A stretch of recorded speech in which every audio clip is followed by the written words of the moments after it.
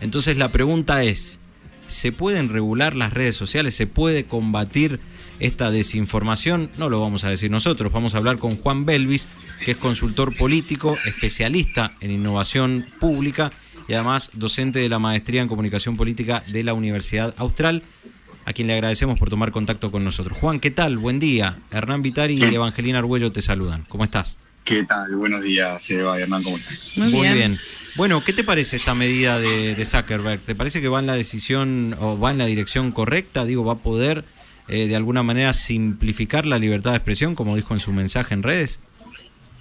Te diría que en realidad me parece que el eje que moviliza esta decisión no va por ese lado, sino tiene que ver con el resultado de la elección de los Estados Unidos, ¿no? Probablemente si hubiera ganado Kamala Harris, esto que está haciendo hoy Mark Zuckerberg, como bien decís, o que hizo en estos días, no hubiera sucedido, con lo cual me parece que lo primero es ponerlo en ese contexto. Y luego me parece que no, que en el fondo lo que va a hacer esto es habilitar que ciertas prácticas que se habían dejado de llevar adelante, de ciertas expresiones políticas y ciertos actores interesados en el flujo de la información, vuelvan a darse en los ámbitos de Facebook y de Instagram, que es un poco donde están quitando estas barreras, ¿no? Uh-huh. ¿Crees que de alguna manera va a intentar terminar con la cancelación? O sea, ¿se van a poder cruzar ciertos límites que las propias redes sociales habían demarcado? Y mira, esto tiene una historia, ¿no? Hay que recordar que a Trump, antes de salir de la Casa Blanca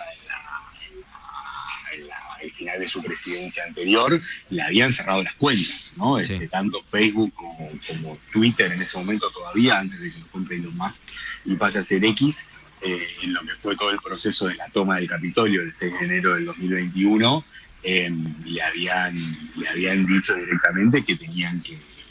le habían cerrado las cuentas, le habían bloqueado el acceso a sus espacios por incitar a un atentado contra la democracia. Revertir eso me parece que tiene que ver un poco con que esos actores que estaban en ese momento ahí haciendo esas prácticas van a volver y que probablemente, no sé si es cancelación el término, pero que ciertos filtros claramente se van a bajar, y eso desde mi punto de vista es bastante perjudicial para la salud de la conversación pública en términos democráticos. Claro. ¿No? Y si hacemos o si permitimos este tipo de expresiones, ¿podríamos llegar al momento de también permitir publicación de imágenes de cualquier índole?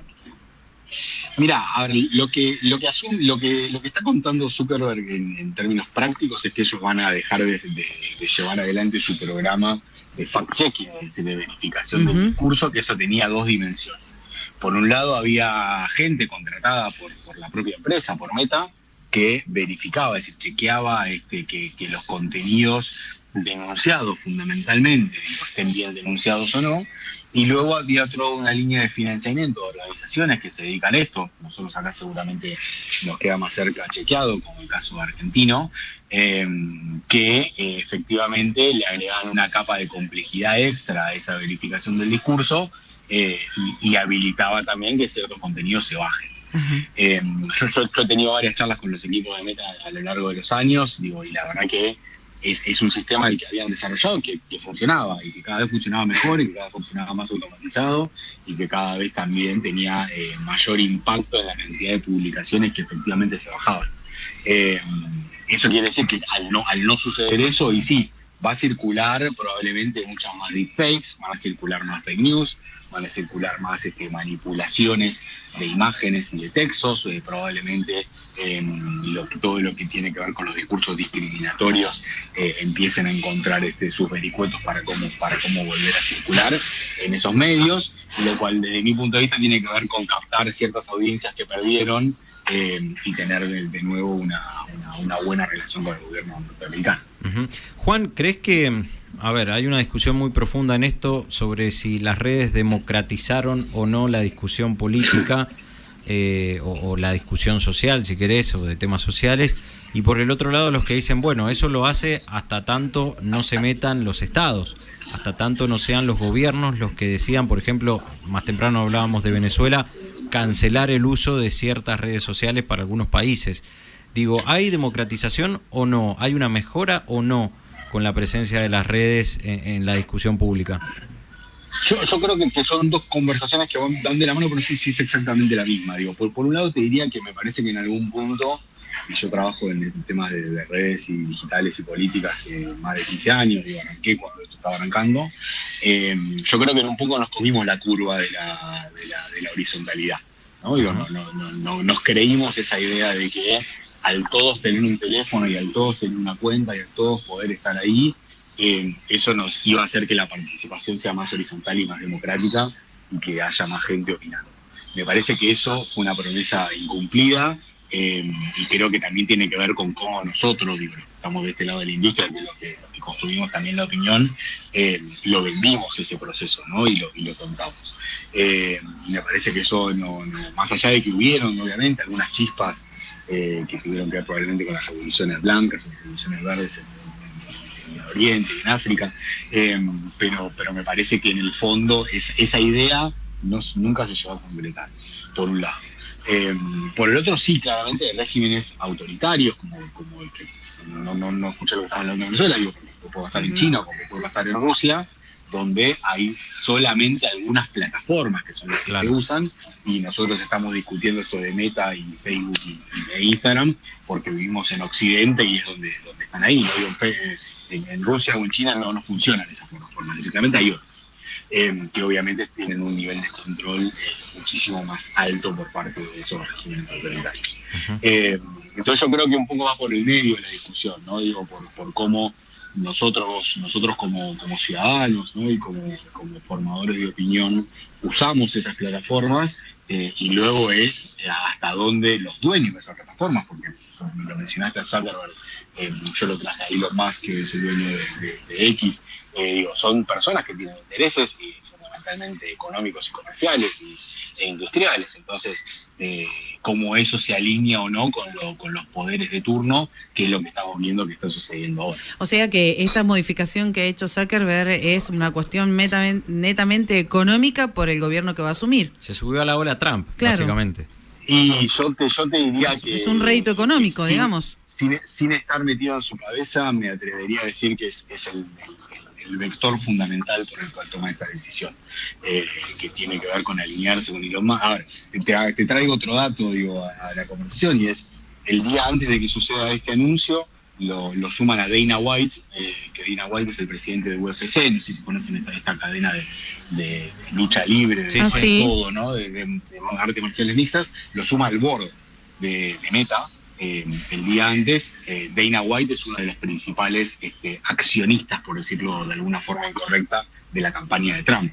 De hecho, el día que Trump le dan el resultado, el momento en el que dan el resultado, él estaba sentado en la mesa con Elon Musk y con Dana White, el resultado que él gana la elección. Entonces, hay varios gestos, no es solo, y me parece que eso, como vos bien interpretabas, tiene que ver con una cuestión más de la industria tecnológica que de realmente mejorar la calidad de la vida. ¿Y vos pensás que los usuarios van a utilizar esto como para, así como dicen muchos, fomentar el discurso del odio, o no? ¿O va a seguir todo exactamente igual?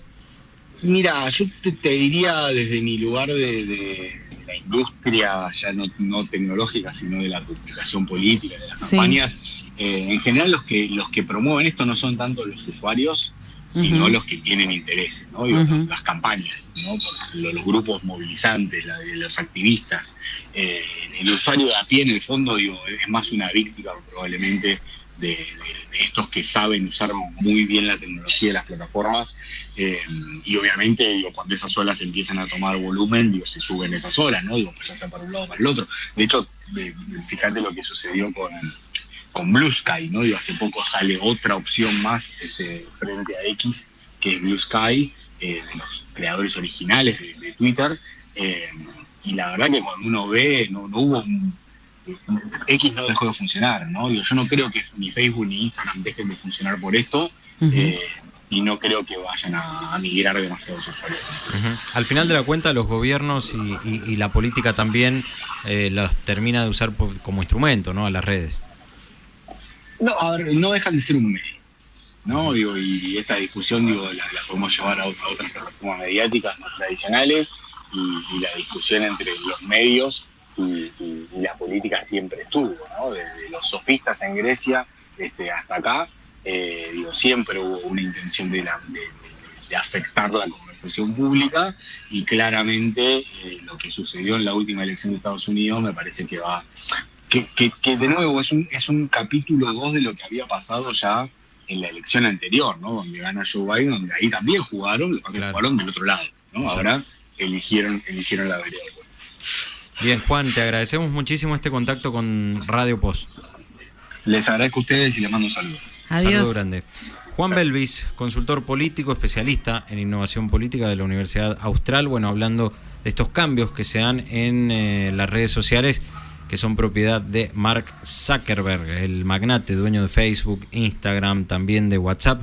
Bueno, básicamente ha liberado cierto contenido y habrá que tener atención, sobre todo a lo que se publica, a la desinformación, cuáles son las fuentes, y bueno, esta idea, ¿no?, de que se está sumando a la ola trampista, de alguna manera buscando algún rédito económico.